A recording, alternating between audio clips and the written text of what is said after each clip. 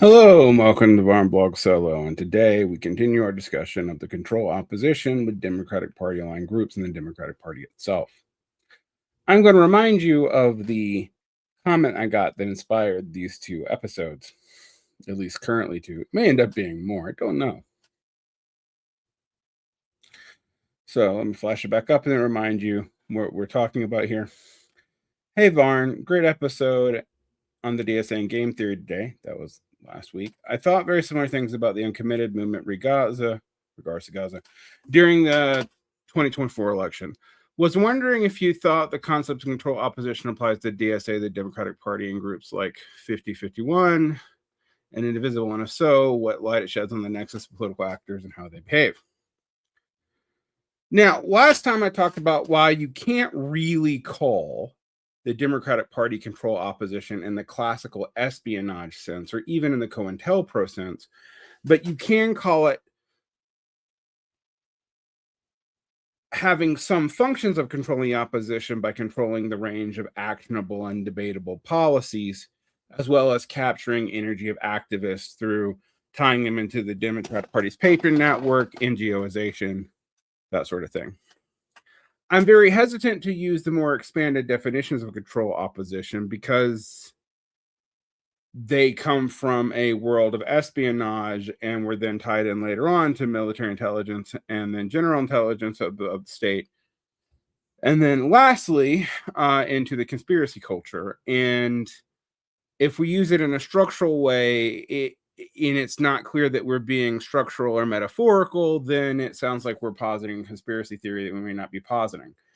That doesn't mean there aren't control opposition within the Democratic Party or within the left-wing movement as a whole. We have plenty of evidence of that from COINTELPRO, donor corruption, things like that. But it's hard to say that parties or groups are. But I only really addressed the Democratic Party proper and contextualized its long history going back to the Democrat Republicans and the founding of the modern Democrat Republican Party in 1828, and then its renewal in the period right before the Civil War. The modern Democratic Party was kind of reforged by FDR and reforged again after the failure of the Great Society under Lyndon Johnson. And arguably has been a perpetual shifting allegiance of various interest groups, originally started with planters and slavers and whatnot, and moving up to special interest groups today. But it's not really a control opposition in the way that the term meant in Russia during the Tsarist Empire. But we should talk about some of the other groups mentioned, and then maybe talk about what ways that control opposition or what theories that rhyme with it, but are maybe a little bit clearer, may apply to them. So the original comment mentioned the 5051 and Indivisible, but I'm going to cover a bunch of groups, including the origins of the DSA itself.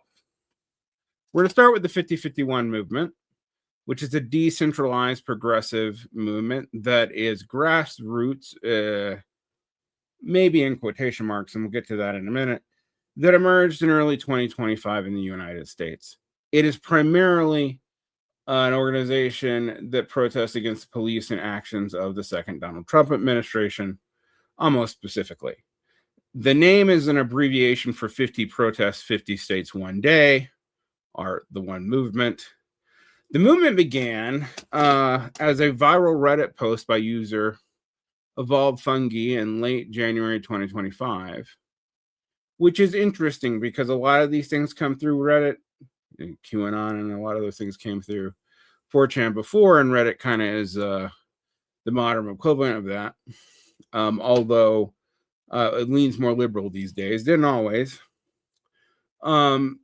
It quickly transitioned from an online discussion to a series of physical demonstrations across the country, but we need to talk about how it did that. But let's talk about what its core objectives were. The goals movements seem to be largely focused around the executive branch, and specifically executive branch initiatives such as Project 2025, advocating for LGBTQ plus rights, minority protections, and reinstatement of Democratic Party's prior commitments to environmental safeguards, however meager they may be. They also wanted to protect against the other, what they see as executive overreach and dismantling and discarding of executive agencies. And they've called for the impeachment of Donald Trump and the removal of figures like Elon Musk from government roles. The movement is primarily known for National Days of Actions, which started on February 5th, 2025, and has grown significantly, particularly around the No Kings protests. 5051 has partnered with larger organizations, particularly the ACLU, Indivisible, and Move On. I will cover two of those. The ACLU I won't cover because it's very old. For the No Kings protest series. While these events had record participation in a diffuse way, there's been a lot of reportings that the participation was older. A lot older, actually. Much older than the anti-Gaza war protests in 2024 and 2023. On March 28, 2026, the movement helped organize what was reported as one of the largest single-day protests in U.S. history, with an estimated 8 million participants across thousands of locations, which mattered not a whole lot, but got them a lot of attention. Plus, there's been coordinating with international demonstrations and mutual aid efforts across the world. 5051 claims to be different from traditional political organizations by being largely decentralized, but a lot of these groups claim that. We'll come back to that later, because decentralization also hides funding.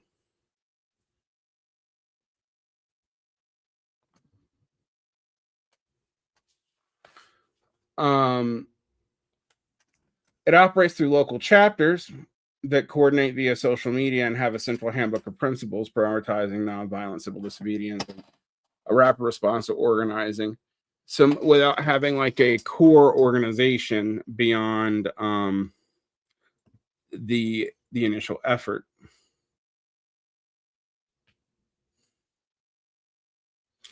As of May 2026, the 5051 movement maintains a unique financial profile compared to traditional political organizations, and this is where we can really start to look at things. Because it is a decentralized movement, like, say, Black Lives Matter was, which I'm not going to discuss, but Black Lives Matter had the problem of anyone being able to claim the brand and start organizations in its name, and many people getting rich off of it. Because it was so decentralized and started off as a hashtag, not an org. And like in Salt Lake, for example, at one point there were 3 fighting, and 2 of which highly opposed: Black Lives Matter's organization and our city. And we don't even have a large minority African American population. Most of our minorities are indigenous, Latin, or Polynesian/Asian, with some African refugees. But yeah, you could see how it was going.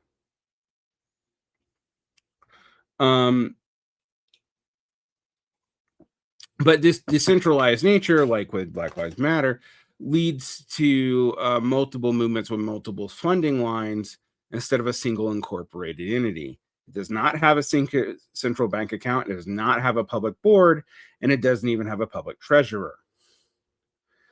Instead, its activities are funded through a 3-tiered model, including decentralized local funding. The vast majority of 5051's operational costs, including permits, water usage, signage, and sound systems, are handled by autonomous local chapters who just picked up the branding.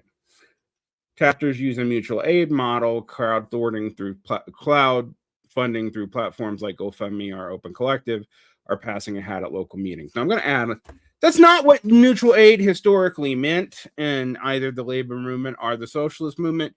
But since Occupy Wall Street, it has come to mean crowdfunding for some fucking reason that I don't understand. I guess that is pulling from yourself to help yourself, but that's not really what historically mutual aid was all about. It was not just about building up your own piles of petty cash. The movement does have a website and digital coordination tools, which are maintained by a network of volunteers, meaning there's little national overhead to the fund.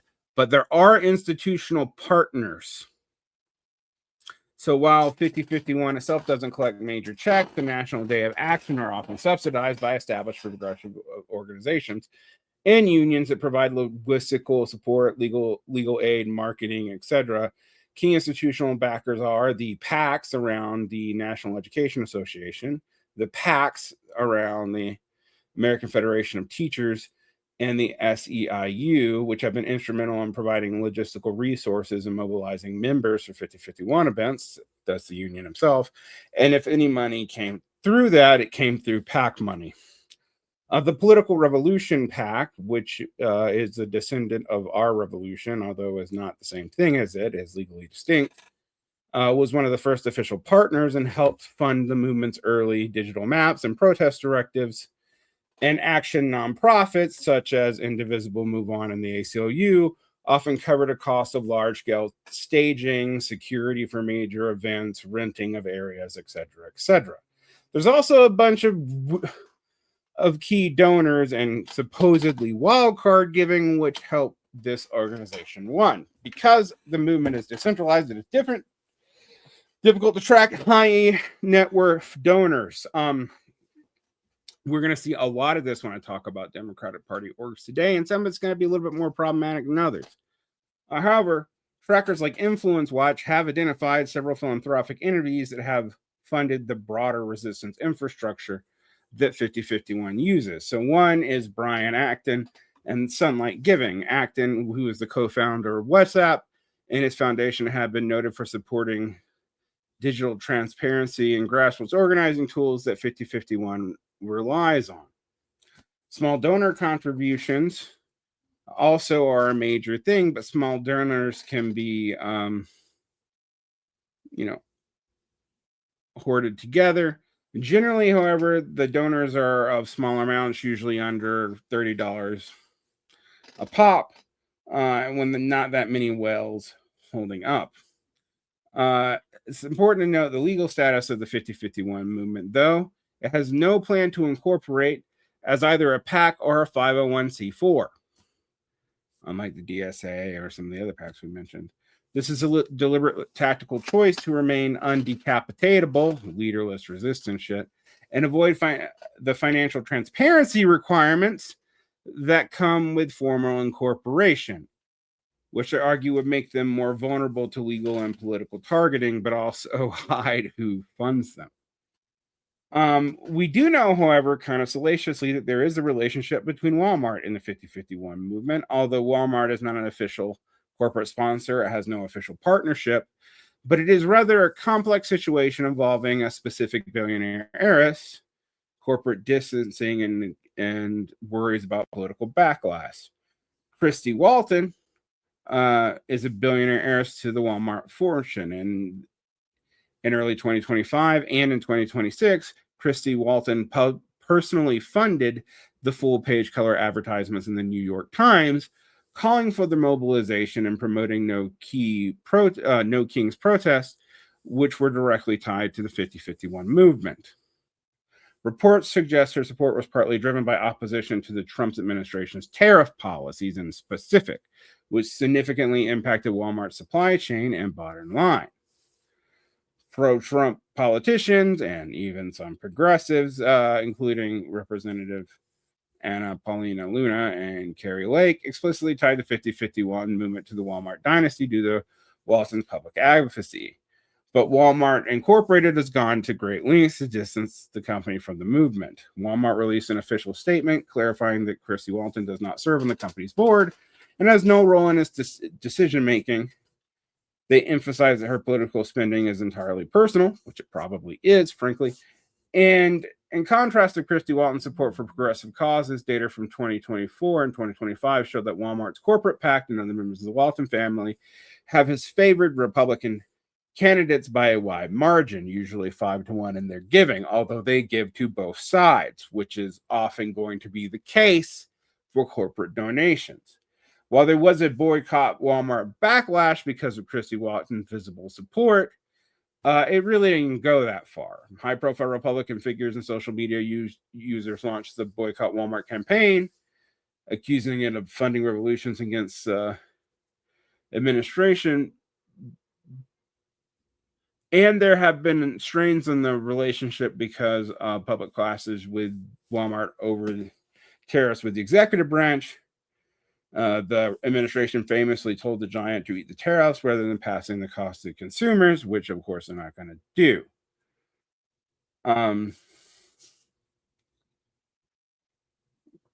So there's that. Now, is 5051 captured? It might be donor captured, but again, control opposition, it doesn't seem to be, even though its origins are murky, its funding is murky, and it's going to be given to the same kind of problems that you saw around the hashtag Black Lives Matter organizations, some of which made some people rich and didn't do a whole lot politically. And we were shunned for talking about it in the progressive and left world because we weren't supposed to criticize the movement. Movement in quotations. Now, again, I don't think that was control opposition either. I think it was opportunistic, but that's neither here nor there.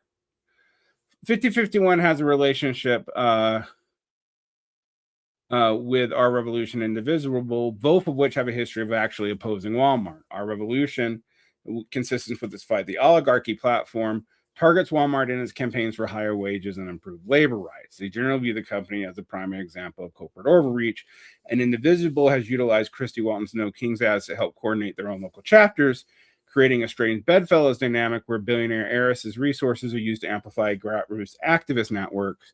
However, anyone who's ever studied George Soros and know Virginia, not everything invoking George Soros is actually a conspiracy, you can see that there are going to be some questionable influences on these progressive movements. I can think of, for example, people tied to private prison industries who sat on the boards of the ACLU, for example.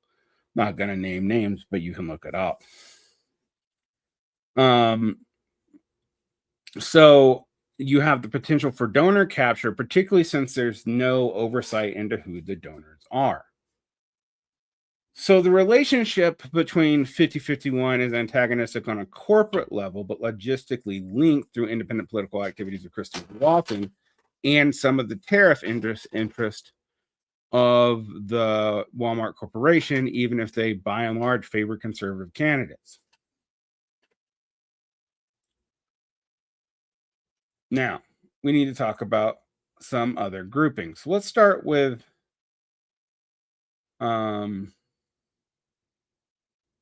the Our Revolution Pact and Our Revolution.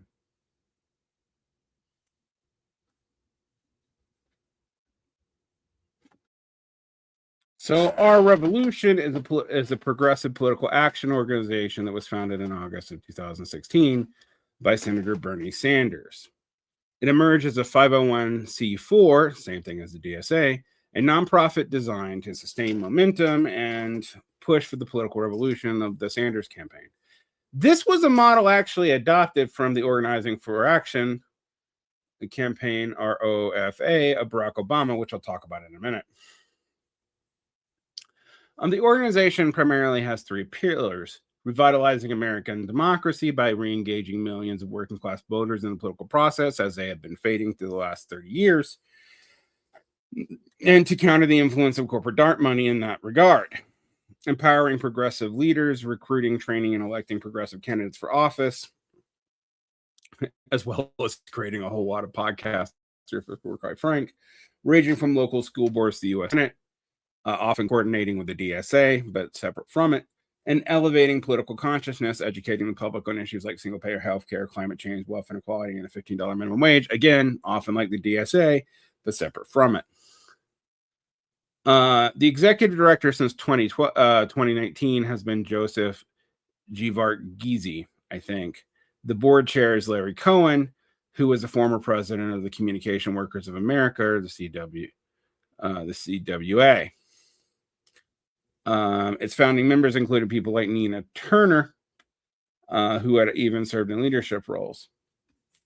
As of 2026, the organization remains a significant force within the left wing of the Democratic Party, and it focuses on transforming the DNC, advocating for structural change within the Democratic National Committee, including banning corporate lobbyists and dark money from the primaries. Although Some of the PAC's actions have come into conflict with that. I'll get into that. Down ballot organizing, including investing in heavy off-year local and state elections to build progressive venture candidates, and they've helped people like John Fetterman, but also the Squad and a lot of other people. And policy advocacy, which maintains a strong opposition to federal budget cuts, advocates for shifts in U.S. foreign policy, specifically regarding humanitarian concerns for Gaza, although they were kind of mealy-mouthed about it, if we're honest. Because of the 501c4 status, Bernie Sanders does not maintain formal legal role in its day-to-day operations or its fundraising. The group remains dedicated to the policy platform he initially championed.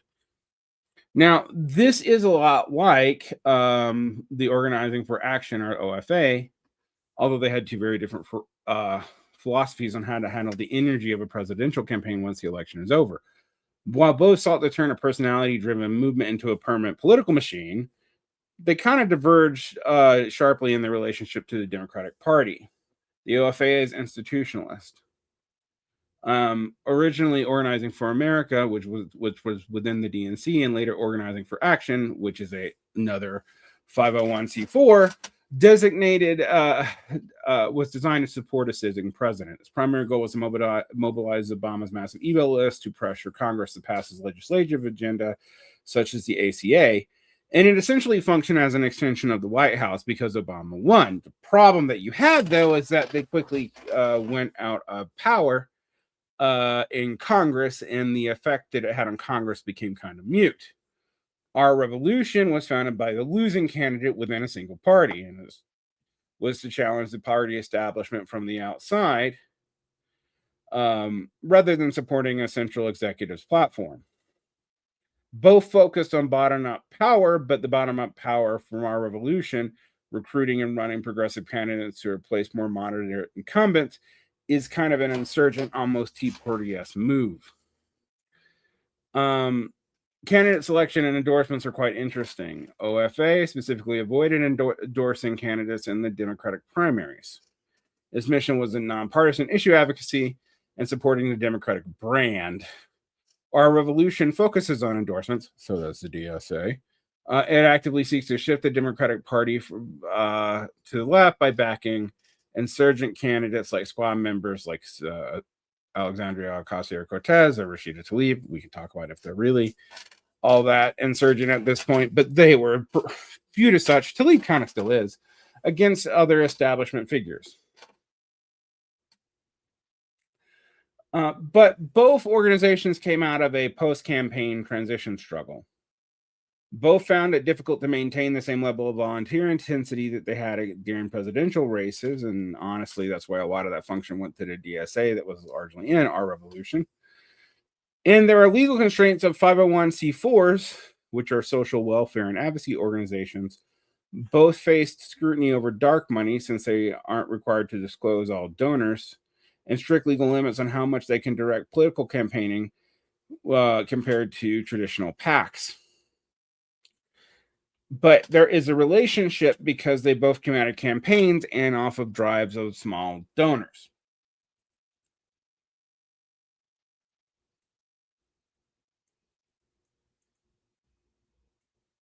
In the context of 2026 political organizing, though, Our Revolution Pact, which is not the same as the 501c4, refers to the electoral arm of the movement that it uses to directly fund and support political candidates. While the main organization is a social welfare and political advocacy group, the PAC is a vehicle for hard money transactions, such as donating directly to campaigns or running advertisements for specific candidates.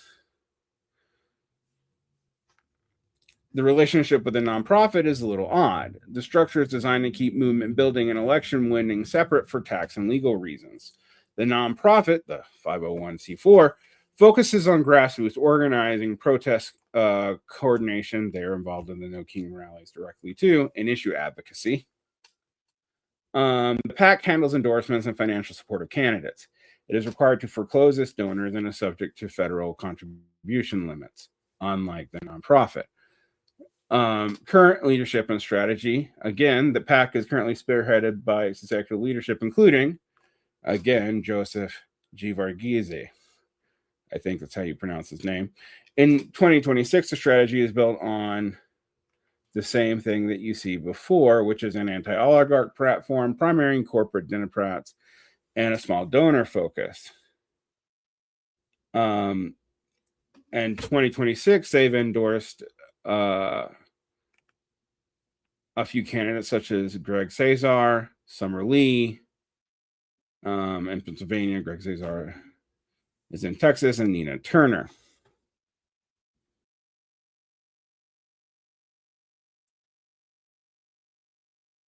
But controversially, they've also endorsed the private equity billionaire Tom Steiner, or Steiner, maybe Steiner, for governor of California, who's endorsed things like single-payer health care and a ban on corporate PAC money, but who himself is a private equity billionaire. This also has single things like chapters putting Tom Steyer and their voting guides in the DSA, which has caused a mini uproar. They also endorsed Maya Vang, a progressive challenger to Doris Matsui in District 7 of California. And they've done some other endorsements. So in 2024, they supported Barbara Lee for U.S. Senate and Javanka Beckles for State Senate. The 2026 strategy appears to continue this trend of prioritizing candidates who focus on wealth inequity, climate justice, and housing affordability. So it's going to be interesting to see how this plays out when you have one of the people pushing for that being a private equity affiliated billionaire. Another Our Revolution PAC questionable judgment was being a major force behind John Fetterman's rise. That relationship has since imploded, but it was very straight. And you saw this in Jacobin Magazine and places like that too. Frankly, Jacobin Magazine tends to be downstream of Our Revolution, although it tries to be upstream of the DSA, and it increasingly is not. Neither the DSA left nor the DSA right entirely is based off the Jacobin line at this point. I'm not going to get into caucus politics or votes in the DSA, but just note that it has deviated somewhat. During the 2022 Pennsylvania primary, Our Revolution gave Fetterman their full backing as an insurgent alternative to Connor Lamb.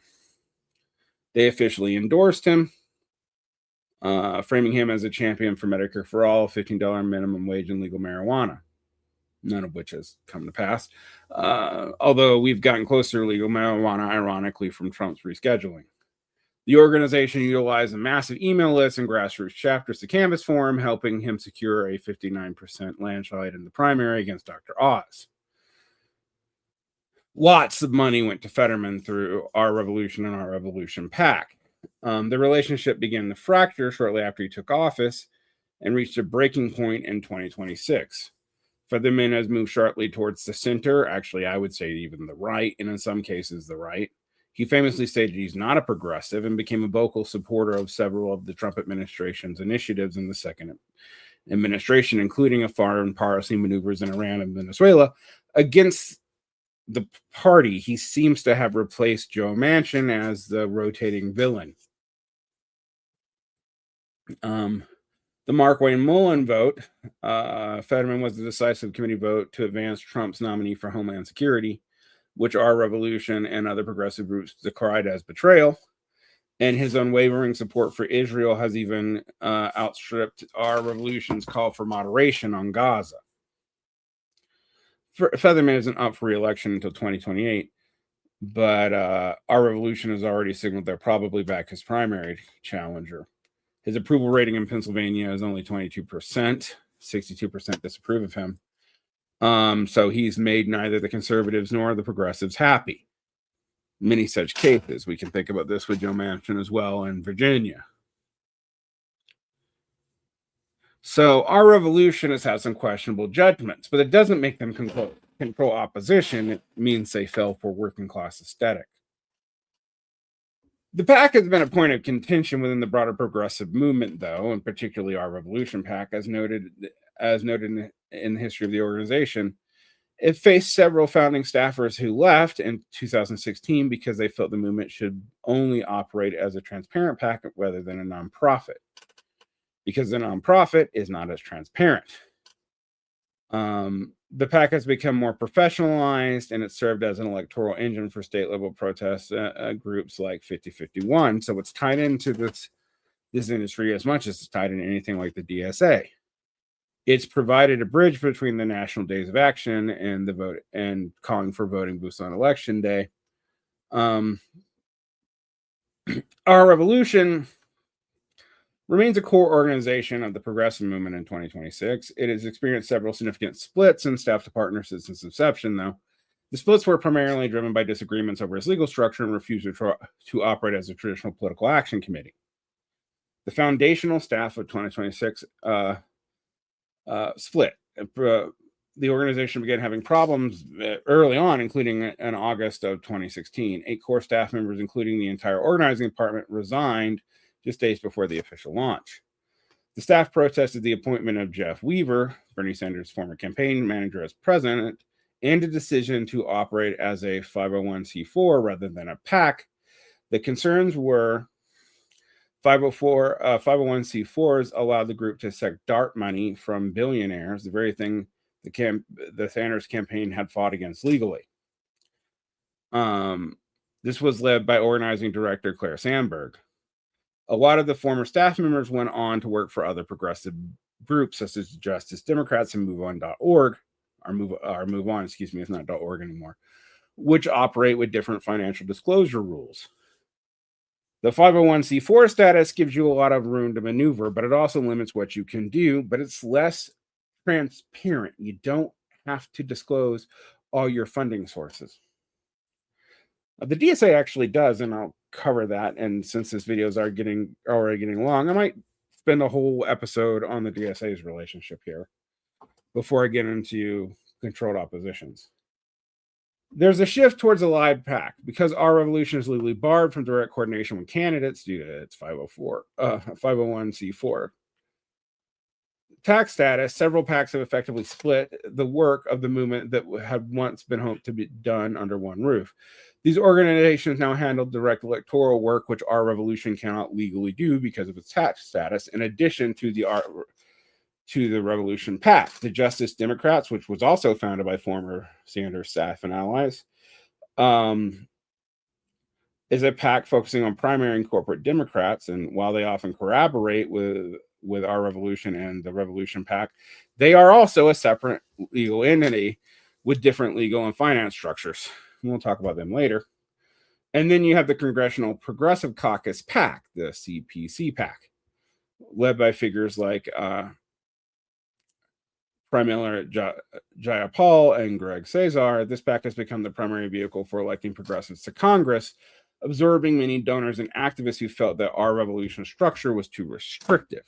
So part of our revolution structure has just moved over to the progressive wing of the Democratic Party directly.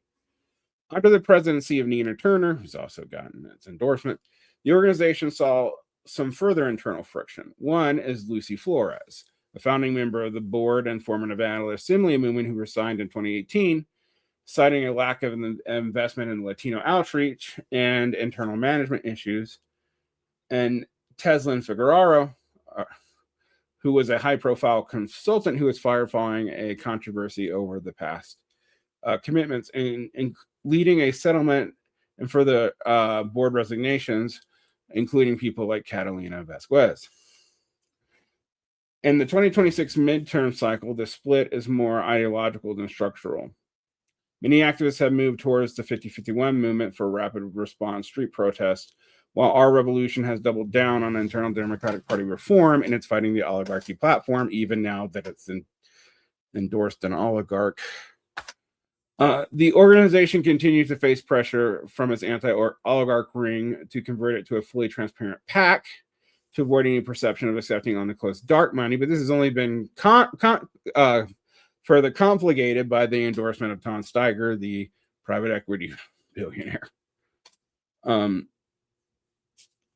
And it maintains that its funding comes primarily from small dollar donors, although it's very hard to tell. This brings us to Indivisible, because this was also asked in the question, but I have many, many more of these guys to cover. Indivisible is a major progressive grassroots organization in the United States, founded in the late 2016 by a former Democratic congressional staffer, Ezra Levin, who you probably heard of, and Leah Greenberg. Originally modeled after the Tea Party, Indivisible provided a handbook for local activists to exert maximum pressure on specific members of Congress. In its current 2025-2026 form in the current political landscape, they've evolved into a primary engine of anti-Trump resistance politics, but again, formally tied to the Democratic Party.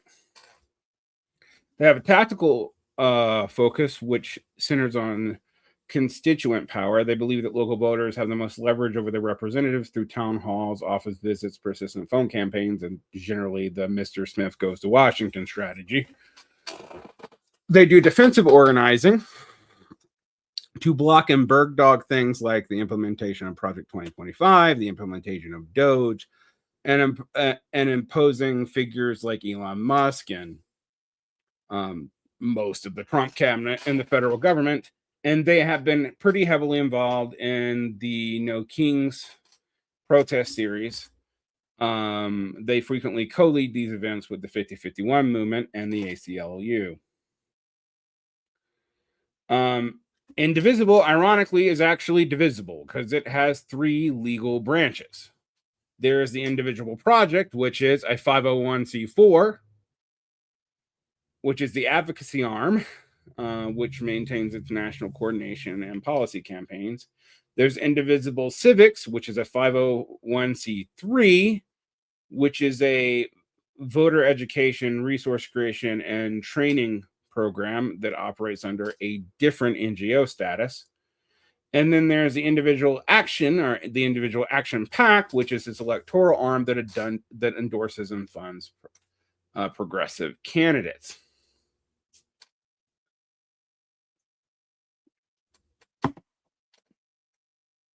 In February of 2026, Indivisible launched its historic primary program, which was designed to course correct the Democratic Party, although didn't take as strong of an insurgent language as our revolution did. Unlike previous cycles where they focused mainly on swing districts, they were now actively endorsing progressives with a somewhat insurgent streak to challenge feckless or capitulating Democratic incumbents. Their key endorsements in 2026 include Peggy Flanagan, Minnesota, Brad Lander, New York, and Jasmine Clark in Georgia.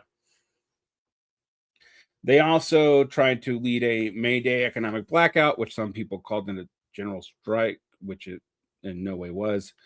On May 1st, 2026, Indivisible helped coordinate the May Day strong protest, which included about 3,500 events across the country, focusing on labor rights and the non-cooperation with the current administration, and encouraging people not to buy stuff on May Day. In March of 2026, they also did a lot in the Days of Action. They reported the record turnout for their March 28th demonstrations, estimating 8 million with 5051, making it one of the largest single-day protests in U.S. history. Also, one of the least effective protests in U.S. history because who gives a shit? And also, the age range tends to go higher. Now, I've covered two groups mentioned in the original question, but now I'm going to cover some others. And we can talk about this. Leaders We Deserve is another such group tied into many of these PACs. It is a progressive grassroots organization and a political action committee. It's another split organization dedicated to elected young, audacious leaders to Congress and the state Senate and the Democratic Party. It was founded in 2023 It has become a major force in the 2026 election cycle, particularly after its president, David Hogg, was booted off of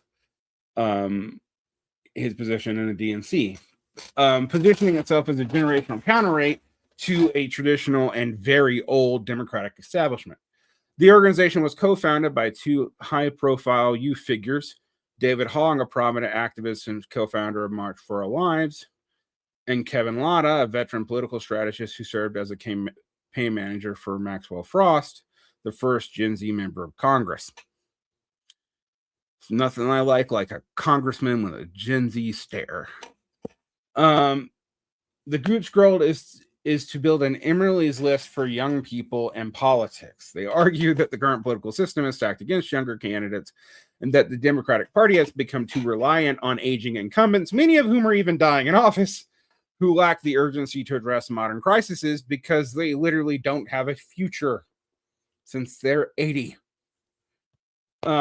Key tactics for 2026 is $20 million in investments. The PAC enact a massive spending goal to support primary challenge against older Democratic officials who they see as asleep at the wheel. And they also are trying to recruit candidates from Gen Z and younger millennials to run for office, providing them with day-to-day support systems for fundraising, budgeting, etc. By electing leaders who grew up with active shooter drills, they aim to increase voter turnout amongst younger generations who feel alienated from traditional politics, even though many has been first caught up in progressive politics and then in the Trump administration and now feel pretty alienated. And they've endorsed a lot of the people that the DSA does, and some people that are progressive darlings right now. So they've endorsed Graham Plattner for U.S. Senate in Maine. I've done an episode on Graham Plattner and the elite capture of left populism, which I do not actually think Plattner is guilty of, but I do think many PACs who support him are. And they're also been trying to use controversy to get people to donate out of state to candidates in other states who they can't vote for, which I think is a game-theoretic foolishness. You have no pull over candidates you cannot vote for, and you don't have enough money to suppress other ways. But anyway, that's neither here nor there. I'm not telling you how to spend your money, but I will tell you that strategically that's dumb as fuck. But Graham Plattner, make of that what you will. Justin Pearson, Christian Minfi, Nabila Saeed, and Zohran Mamdani. Leaders We Preserve operates in the same broader anti-oligarchy coalition that emerged in late 2024 and 2025, but it's specifically focused on a youth pipeline, and it coordinates with Our Revolution, the Justice Democrats, Indivisible, etc.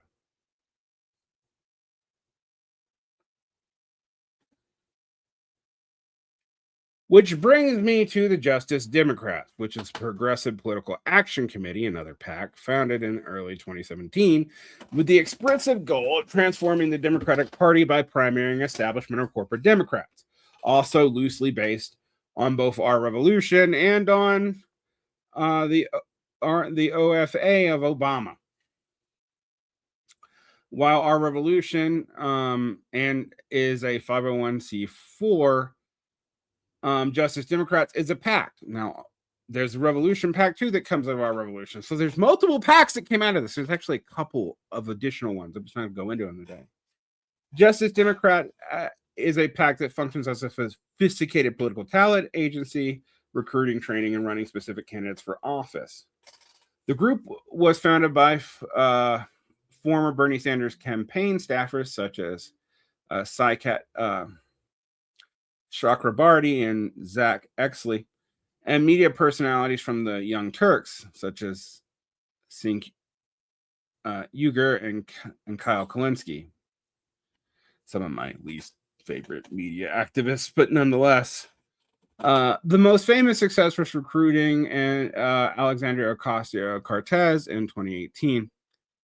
They are largely credited for creating the infrastructure for the squad, including they're working with Rashida Tlaib, Ilhan Omar, Alana Presley, Cori Bush, and Jamal Bowman, RIP in Congress. Anyway, they're still alive, but their political careers are over.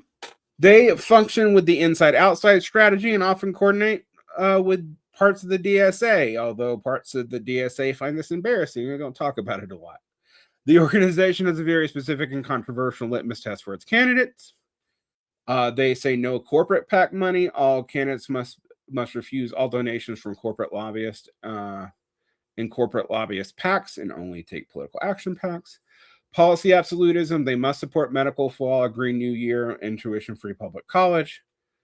Although support and actually pass is two entirely different things, and they don't discipline people for failing, and they don't even pretend to. And unlike the DNC, which protects incumbents, Justice Democrats target safe Democratic seats where they believe the sitting member is too moderate or too cozy with Wall Street. As of May 2026, they're in kind of a different mode. The group is navigating a more difficult landscape than in earlier years. In January 2025, they launched a massive nationwide recruitment drive, kind of like the DSA did, actually. Theirs wasn't nearly as successful. From this current cycle, they've endorsed several high-profile challengers, including Mai Vang and California 7th District. I've also talked about that with Our Revolution, and Christopher Robb and Pennsylvania's 3rd. They've also endorsed some of their own founders, such as Saikat Chakrabarty in California's 7th District in San Francisco, who is running to replace the retiring Nancy Pelosi, and is in a tight race with Scott Wiener. And they oppose AIPAC. Much of their 2026 industry is on defending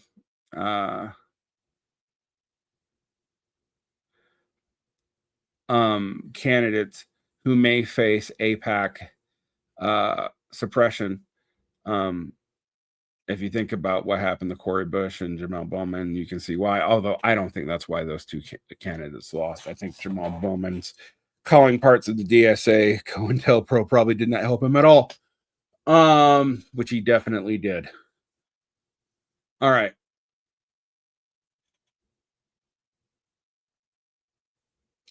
So, Justice Democrats is much more targeted than some of these other groups. We've talked about Our Revolution. This brings us to moveon.org. Our Move On. I keep on calling it moveon.org, which is what I know it from.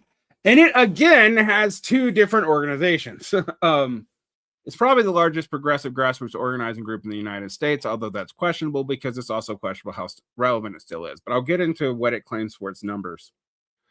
Founded in 1998, it now operates through two primary legal arms: Move On Civic Action, which is another 501c4,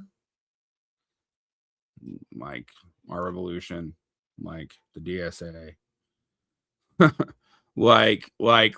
and Move On Political Action, which is the PAC. Its organization was started by Joan Blades and Wes Boyd, a married couple and software entrepreneurs, founders of Barclay Systems. They originally launched it as a viral email petition titled "Censor President Clinton and Move On to Pressing Issues Facing the Nation" during the impeachment scandal, which is where it comes from, although they became most famous for their opposition to the Iraq War. As of current, in 2026, Kate Bethel serves as their executive director, and Adrienne Lever is their mobilization director. They are associated with large donors like George Soros, who was a major backer during the 2004 election cycle. The organization primarily highlights its people-powered model, like all progressive groups tend to do, bundling millions of small donations from grassroots membership. Recent major donations include the Future Forward PAC and various other labor unions like the AFT. Stalwart of supporting Democrats, the AFT. Move On's mission is to mobilize millions of Americans to help build a society where everyone can thrive. They became most effective, even though they were pushing to move on past the Clinton campaign, in opposing the Bush administration's Iraq war efforts. That's when they really grew. Its strategy relies on rapid response organizing, digital innovations, and quote-unquote grassroots participation. Their current key pillars are defending democracy, electing progressives, protecting rights such as universal health care, projected freedom and civil rights in response to Supreme Court rulings, and media advocacy supporting Democrats. They're split into two orgs like many of these groups. Move On currently identifies as having a community of millions of members, but what makes you a member of Move On is actually very questionable. Unlike the DSA, which is a group you pay dues to on a regular basis, the organization does not release precise real-time active member counts and doesn't even tell you how it decides who a member is. Its scale can be broken down by how they define and engage their base. The organization frequently cites a member between 8 and 10 million people. Now, if true, it makes it like an order of magnitude larger than the DSA. However, I don't know anyone who's in Move On. Right? Move On reports that 8 million people participated in No King's Day mobilization, and they basically count them as members. I'm not joking. The group has seen steady growth over the last decade, expanding from 3.3 million members in 2004 to 8 million in 2020. But its membership structure is really loose. They count all email subscribers as members. They also count anyone who's ever donated to them as members, and they have processed about $19 million in donations, usually from small contributors. And they have 250 Move On councils across the U.S. where they organize physical events. They tend to operate under the 3.5% rule. Their strategy is aimed at reaching a critical mass, which they consider 3.5% of the population, which would be about 12 million Americans, who actively participate in nonviolent protests and push for significant political change. They're currently, at their own calculations, at 2.3% of the population. But notice how small it is to be considered a member. All you have to do is have ever signed on to an email address. I'm pretty sure that I'm probably considered a member because probably when I was campaigning for Barack Obama in 2008, somebody probably signed me up for some of them because I got MoveOn.org emails 20 years ago. I don't know if I unsubscribed or just put it in my spam box. So there you go. Now, I'm going to get to some more recent controversies around groups. One of the biggest is Chorus. So Chorus is a special group. It refers to a advocacy project that focused on the creator economy on TikTok, YouTube, Instagram. It's not a direct sub brand of Move On or 5051 or anything like that, but it is closely linked through a shared strategy and personnel to Move On. Chorus is an advocacy group that trains and funds pro-democracy content creators to build a digital influence and compete with right-wing media narratives. It was the official project of the 1630 Fund, which is considered a progressive dark money clearinghouse, actually ran by Arabella advisors. There is a direct connection to Move On, though, because one of the key figures behind Chorus is Stuart Perlmutter, a media strategist whose agency Good Influence has Move On listed as a major client. And they often work in digital synergy. Move On often utilizes influencers trained and boosted by Chorus to amplify their rapid response campaigns and to launch major petitions or No King's Day mobilizations. Chorus affiliate creators use their platforms to drive followers towards specific actions, and people associated with Chorus that we know of are like David Pakman and Midas Touch and these new progressive media groups. Both organizations are part of the broader Arabella Advisors Network, which coordinates funding from large-scale donors to ensure that grassroots organization and digital media influence work in tandem. There's some decent reporting by tailor lens on this stuff if you actually want more detail on Chorus. Chorus is an influence incubator. They provide educational resources and a reported monthly stipend, which can reap up to $8,000 a month, which isn't a ton for such an organization, but I don't know. I don't make $8,000 a month from doing this at all. So, and their goal is to take power back from the right, which have far deeper and more extensive media outreach networks with even more mucky funding ties, but they don't pretend not to. So that's sort of the problem that you have in progressive groups, is you want to pretend that you aren't tied into these things. The controversy that surrounds Chorus centers on allegations of dark money influence, secretive contracts, and circumvention of campaign finance transparency rules, which happen easily through online platforms and influence campaigns. The friction peaked between late 2025 and 2026, leading to a high-profile congressional investigation on the topic. Some of the points of controversy are pay-for-play contracts. Reporting from both Wired, Taylor Runs, and The Nation revealed that Chorus was offering influence a monthly stipend of up to $8,000 to promote progressive messaging. The controversy was not the payment, but that it had strings attached, and the strings were a non-disclosure agreement. Creators were allegedly required to sign contracts prohibiting them for disclosing that they were being paid by the group. The influencers had to submit certain political content for approval. And in some cases, route media interviews with lawmakers through Chorus. And some influencers who participated described the program as morally dubious and complained about a disastrous trip to D.C., where they left to lobby lawmakers without promised support or compensation for the travel. Because Chorus operates as part of the 1630 fund, another 501c4 nonprofit, it was not required to disclose its donors. So a lot of people do these 501c4s because it doesn't require donor disclosures, but it also limits what they can do. This led to accusations from critics and the government watchdog groups that the group was evading disclaimers by providing influence to post organic-looking content rather than traditional ads. The group could avoid paid-for-by disclaimers for political advertising. And in 2005, the House Oversight Committee launched an investigation to whether Chorus was systemically circumventing Federal Election Commission rules, which is funny coming from the right, but nonetheless, still might be true.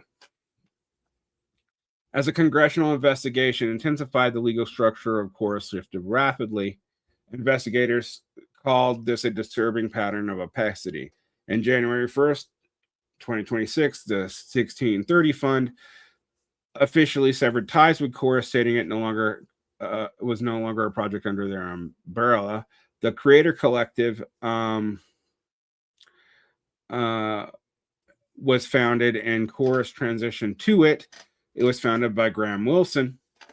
In March 2026, the House Oversight Committee Chairman James Comer issued letters alleging that the scramble was an attempt to hide the program's leadership and shield it from public and legal scrutiny. Beyond legalities, the project sparked a debate within the progressive movement itself about its tactics. Critics argued that astroturfing, creating false impression of organic grassroots networks, eroded trust. Journalists pointed out that playing influencers to push workshop talking points while hiding the financially exploited lines between legitimate digital commentary and paid political operations, which could lead to the censorship of all digital political commentary. But a lot of progressives argued fight fire with fire, motherfucker, and continued. This brings me to the 1630 Fund, which is a massive 501c4, excuse me. I keep on wanting to make those numbers smashed, which is a nonprofit organization that serves as a central hub for progressive political spending and advocacy in the United States.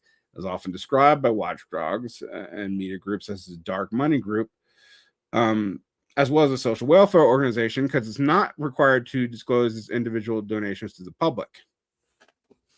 How it operates. It's a fiscal sponsor. The fund operates using fiscal sponsorship model. Instead of individual progressive campaigns having to set up their own legal entities, tax IDs, and HR departments, they operate as projects under the 1630 Fund's umbrella. This includes rapid incubation, allowing new projects and influencer programs to pop up, centralized resources, which provides legal, accounting, and administrative backbone for at least 100 different projects, and grant making, which gives millions of dollars to groups like America Votes and the League of Conservation Voters. It is tied into the Arabella network. It has 4 sister nonprofits, including the New Venture Fund and the Hopewell Fund, which is managed by Sunflower Services, which used to be the Arabella network. This network is largely considered the deliberate progressive answer to funded donations on the right, as well as Neil Teal funded donations. And gets out of all the Soros accusations. In recent election cycles, this fund has spent hundreds of millions of dollars on television ads, ballot initiatives, and voter mobilization. In 2022, the FCC faced pressure to require a group to register as a formal political committee due to the scale of its electoral spending and its non-transparency.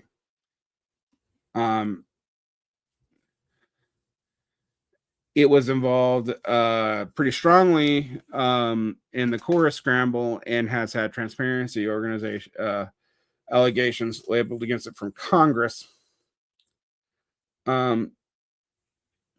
Because the 1630 fund is a 501c4, it is not legally required to disclose individual donations to the public. But investigative journalists have discovered some major foundations and financial backers. So that includes Hans-Georg Weiss, or the Burger Action Fund. This is a Swiss billionaire who is considered probably the most significant contributor to this 1630 fund. Weiss funnels money through the Burger Action Fund. Since 2016, he has donated over $245 million to the 1630 fund and its sister organization, the New Venture Fund. His contributions are often targeted towards environmental causes and state ballot level measures. And the ghost of Soros arrives, but this time for real. The Open Society Policy Center has also been a strong backer of the Arabella network and Sunflower Media now. Donations typically come from the Open Society Policy Center, which is the advocacy arm of the Soros Foundation's network. Soros is often the face of dump morning critiques of progressive candidates in political discourse. He is one of many multi-million-dollar donors. The 1630 fund reported receiving single donations as high as $50 million from anonymous individuals in recent years. There's also Piero Madayar, the Democracy Fund voice. This is the eBay founder, who is a consistent contributor to the fund's civic and media projects. He is funding through Democracy Fund Voice. His contributions, including focusing on disinformation watchdog groups, which have fallen out of favor, and media-centered projects, which lie with the fund's incubation of the Chorus program. And then the most fun one is Mark Zuckerberg and the Chan Zuckerberg Initiative Advocacy Group. The Meta CEO and his wife, Priscilla Chan, have utilized the 1630 fund to support specific policy goals. Their advocacy arm, which is CZI Advocacy, has made a significant grants to the fund to support immigration reform and criminal justice initiatives, although Mark Zuckerberg has also given a ton of money to the opposing side. Other institutional donors, including the pact around the American Federation of Teachers. The AFT can't give directly, but it has a pact. Michael Bloomberg has given a ton of money, but also is famous for his own corporate PACs. But he's given several six-figure grants to the 1630 fund. And Nick Hanur, which is a venture capitalist, who is also a plutocrat critic and is identified as a donor of the group's policy initiatives.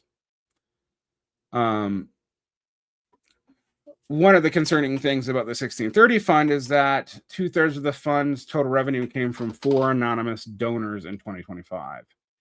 The organization typically raises and spends about $180 million to $200 million annually, acting as a clearinghouse that distributes these funds through smaller pop-up grassroots organizations. And that's not even the only group I'm going to talk about that has sketchy backgrounds. Another one is Occupy Democrats, which I've mentioned before. Occupy Democrats is a left-wing digital media outlet and a political organization that serves as a hyper-partisan counterbalance to right-wing groups like the Tea Party. It was founded in 2012 by Omar and Rafael Riviero. It became one of the most influential and controversial pro-democratic committees in social media, and particularly strong on Facebook. Unlike the decentralized Occupy Wall Street movement that inspired its name, Occupy Democrats is a centralized for-profit operation that also focuses on viral messaging and electoral politics. Its founders, Omar and Rafael Rivero, were brothers that participated in the original Occupy protest but concluded the movement's goals can only be achieved by working within the Democratic Party.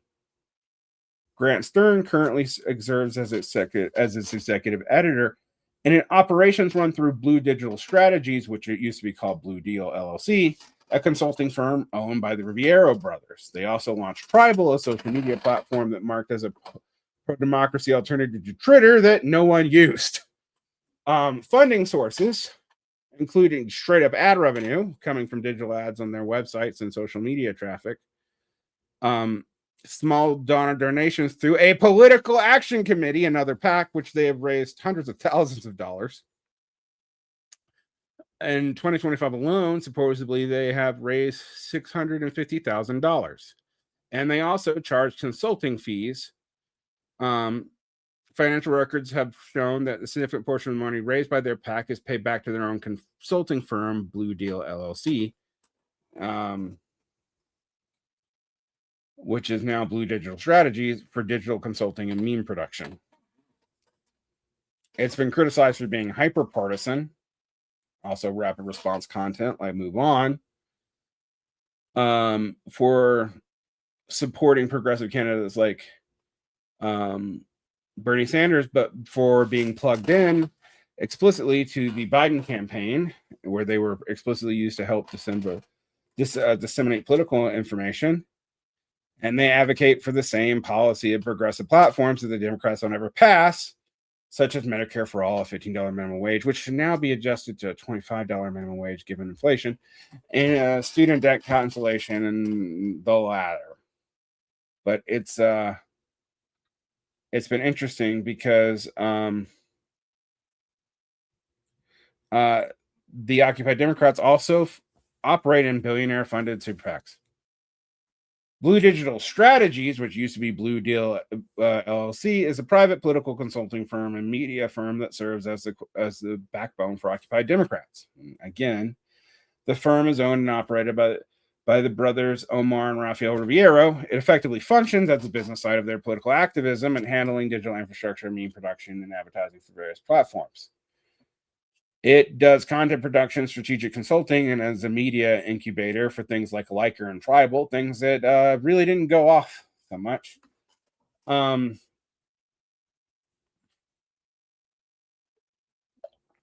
They were originally called the Blue Deal LLC, but they actually stopped doing that after they got a cease and desist notification from a woman-owned business called the Blue Deal. They've also been criticized for being circularly financial, so that the Occupy Democrats Election Fund, their PAC, raises millions of dollars from small donor grassroots donations. But the FTC records show that a lot of people donating money go directly to consulting firms for Blue Digital Strategies. And there you go. Now, I'm going to skip the DSA. We'll come back to that. But there are some other ones we should talk about. I'll talk about why the DSA structure is really not given towards being a kind of form or control opposition, but we can talk about strategic capture and stuff on the next episode. So for all of my criticisms of the DSA, the idea that it is a thought-out sheepdogging organization, there's no evidence for. But it might be structurally given to the same problems a lot of these groups are given. But let's talk about a few more PACs that come up a lot in Democratic circles. So beyond all the organizations I've discussed, there are several multi-million-dollar entities that are at the institutional core of the Democratic Party's influence machine.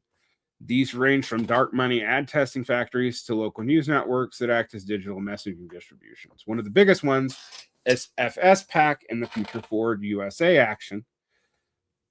Future forward, as nearly eclipsed nearly all other groups, become the primary big money vehicle for the Democratic establishment in 2026. Known for extreme secrecy and a data-driven approach, it operates as an ad testing factory, running thousands of surveys to refine messages before spending hundreds of millions on airtime and ads. It set records in the 2024 cycle by raising over $950 million. Major donors included Michael Bloomberg and Bill Gates, both who gave the maximum of $50 million apiece. Unlike other groups that target specific demographics, Future Forward aims for mass persuasion towards the end of an election cycle. It uses funds from anonymous 501c4 sources to shield its donor. You will see abuse of 501c4 all over the place.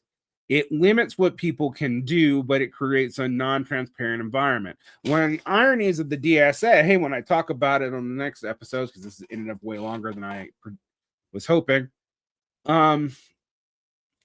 is that it's actually completely transparent comparatively to all those other 501c4s. One of the ironies of this 501c4 strategy is it hides Democratic funding in the same way that they fight the Republicans on, but it means that they're even more beholden to donors. This is a structural capture, and this is part of the legitimate structural use of control opposition, although we can really call it structural capture or elite capture if you want to. That's more technically close to what it is. Courier Newsroom is another one. It's a media operation run throughout the United States. It creates social first local news outlets in swing states, such as the Copper Courier in Arizona, Cardinal and Pine in North Carolina. And it is expanded into 20 states, including my native Utah. It does provide factual local news. Critics describe it as pink slime journalism because its partisan purpose is to reach low information voters with progressive narratives that traditional ads can't penetrate. It was founded by Tara McGowan, a former digital producer for the Obama campaign and the founder of the acronym nonprofit. And it does what it says it does. It's basically a kind of local focused Air America-like media project that can run partisan newspapers in small and medium markets across the country. There's the American Bridge 21st Century, which is an oppositional research wing of the Democratic Party. They maintain national visual archives of every public word spoken by Republican politicians that they can find. Their goal is to provide ammunition, tracking research, and footage used by other PACs and campaigns to create attack ads. The Bridge Project is a branch specifically focused on tracking and countering conservative judicial nominees and think tanks like the Heritage Foundation. It's kind of like an anti-Heritage Foundation PAC. America Votes is the hub of hubs. It's another 501c4 that coordinates the ground game for 400 partner organizations. They ensure that various groups, labor unions, labor union PACs, environmental groups, reproductive right groups, are knocking on the same doors, and they manage a master list for nationwide data knocking and get out the vote operations. They receive tons of money from the 1630 Fund and the Future Forward Foundation. Then there's Priorities USA, which is a top-tier super PAC for the Obama and Clinton eras. Priority USA is now Pivoted Strategies. In 2025-2026, it has become a digital-first organizing tool and a voting rights litigation tool. They focus on aggressive social media campaigns and suing states over voting laws that they characterize as voter suppression. And I could go on. We haven't even talked about progressive think tanks and stuff like that. But let's ask ourselves a couple of things. Which of these groups are likely to be control opposition? In a structural sense, all of them limit progressives and tie them to the Democratic Party, thus ensuring that they are activated within the party and pushing for a progressive agenda, but do not tend to hold our primary candidates who deviate super strongly, although they do primary some, and Justice Democrats, Our Revolution are some of the people who are particularly primary. But all of them even move on. We'll talk about who they and do they support the same basic melange of progressive things that you hear everyone, including the DSA, pushing. And we never get.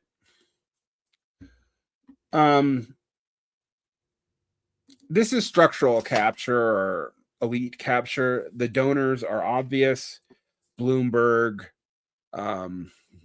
these massive foundations, Bill Gates, Soros.